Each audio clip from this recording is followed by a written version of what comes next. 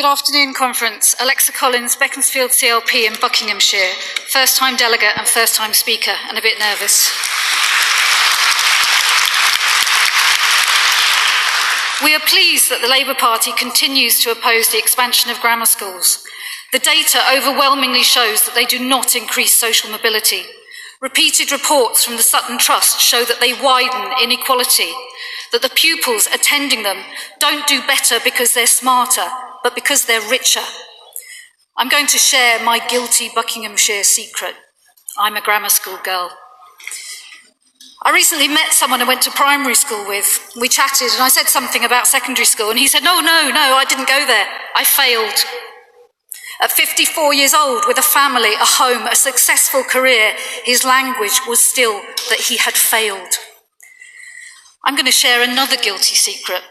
My daughter took the 11 plus, and I really wanted her to pass, but she didn't. She went to a comprehensive school in another county, and this year she took her GCSEs. We talked about sixth form, and I suggested applying for some grammar schools. She looked at me with disbelief, saying, but I can't go there. I failed. How bad did I feel? By the way, she just got 3 A's, 3 B's, 3 C's from the Altwood Comprehensive at Maidenhead. Go Shona, go Altwood.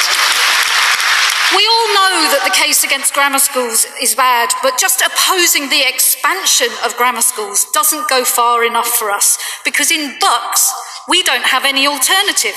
We only have grammar schools and secondary schools. We're one of 3 counties in the country that still operate this arcane system.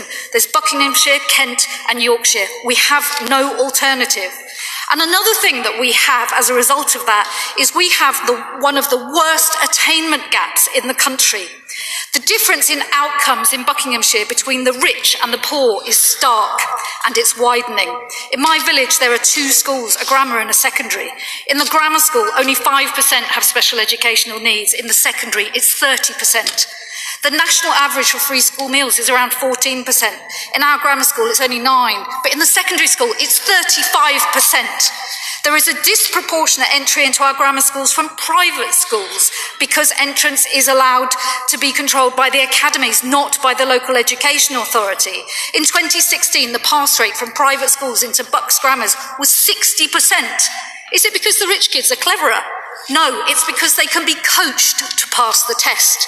In 2017, almost half of those who passed the Bucks test came from outside of Bucks, further squeezing the number of our state-educated pupils who can access grammar school places and making it even more unlikely that a child from a disadvantaged background could gain a grammar school place. We need Labour's message to be stronger than opposing the expansion of grammar schools. We need to make a commitment to end selective education.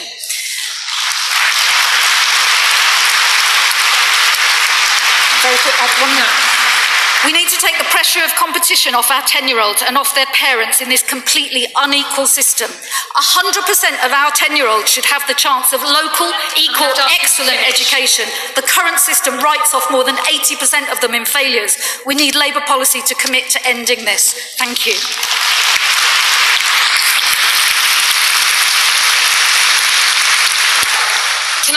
Can I just say to